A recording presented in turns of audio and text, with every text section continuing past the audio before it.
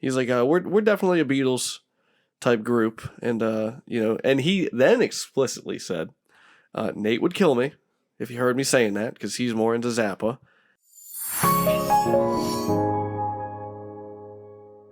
No kidding. There's speaking of great musicians. You got brought up on the Joey episode as being a great musician, but you've also been caught red-handed, and so I want to give you a chance to discuss. All right. So I ask everybody, and somehow I missed asking you the first time. Do you use a capo on guitar? And if so, why? Okay, so Joey will be the first one to tell you already that it's a yes or no, and he's like, no, I gotta drag Joey through the mud. No, because it's not yes or no. So there's plenty of songs where Joey will throw on a capo, and I will not, because I think I'll always tell him, learn your instruments. Dude, he said that. Oh, I'm crying. I'm crying at the idea of having you now and him in the episode then just fucking arguing. At it. You'll edit 2 different clips together of him and I just arguing with each other's points. So my issue is, first and foremost, learn your instrument to the point that you can play in all your keys. That's just essential to being a musician. A singer-songwriter, I think, is different than the musician part, because singer-songwriter is communicating on multiple different levels, whereas a musician's just trying to communicate with their instrument. Right. Mainly. It's an extension of their self. This is like the communicator. Whereas I think a singer-songwriter is a bit different. And I don't shame him for using his capo. If you need it in the writing process, you deserve that. If you need it up on stage, that's fine. There's a lot going on in your head.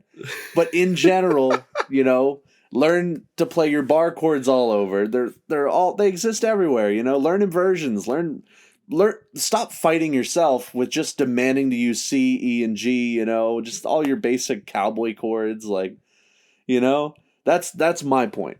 But I will also say that a capo is an amazing writing tool. It's incredibly necessary. There's a Nate Makes Noise song, which is unreleased. And I don't know if I'm going to release it because I don't know how my releasing process works, which is really something as an artist I should have figured out. But definitely, there's one song called Lemon Meringue Pie that I have, that I use a capo on. I use a capo on that song because when I was writing it, I didn't like the key it was in, so I threw a capo on the 7th fret because I wanted to hear something wildly farther up than where I was hearing it before when I wrote it. It sounds great. I like where it's at, with the capo. So it's fine there. It's a writing tool, and it's just the easiest means of transposition, There's no way that I could play that song without the capo, or thinking about it way too much to not be able to play it at a live gig. Right. And that's what's important for me. And that's the same excuse I would use for a singer-songwriter. It's like, I could play the song in C sharp. I know the bar chords. I'm not fighting myself to use it. It's just that it would be so much less thinking if I could play it in C with a capo on the 1st fret. Right. So I don't think there's any shame in using a capo unless your name is Joey Nippert and you deserve to be shamed. Speaking of Joey Nippert. No. He did make a comment that you were gonna see on March 14th when his episode shows up. And I just want to not necessarily spoil it, but reveal it to you. Mm-hmm. And I look forward to your response. And maybe I can do a side by each thing again. Most Portuguese shit that I could say. Side by each. Oh my God. I'm in Pennsylvania. Shame on me. I've never heard what that means. Oh my God. Maria, throw the baby down a cookie. Anyway, there's a bunch of them. So he called this Mole Men in Philadelphia EP that's coming up that I'm super excited about. He was saying how you guys are the same thing that you said, you're kind of mimicking bands and all that stuff. And I said, well, what would you call the collaborations between you guys? You know what I mean? Like, what kind of sound, what kind of feel? And then he said, definitely Beatles.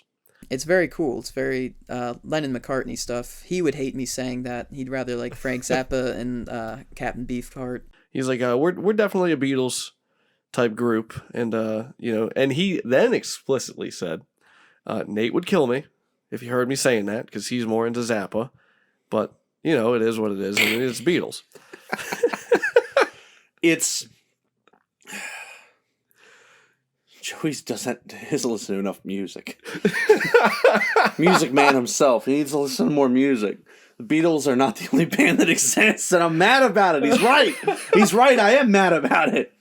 Here's the thing. It's Beatles-esque in only that so you admit we're it. pulling a Sgt. Pepper, and we're a band that's writing in the style of another band. That's it. Plenty of other bands do that.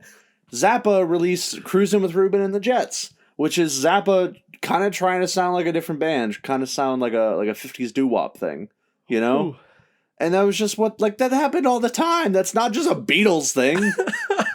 It's just that the Beatles did it, and that's the most famous example he knows. I will fight Joey. I'm going to go over to his house and call him out and maybe kick his butt.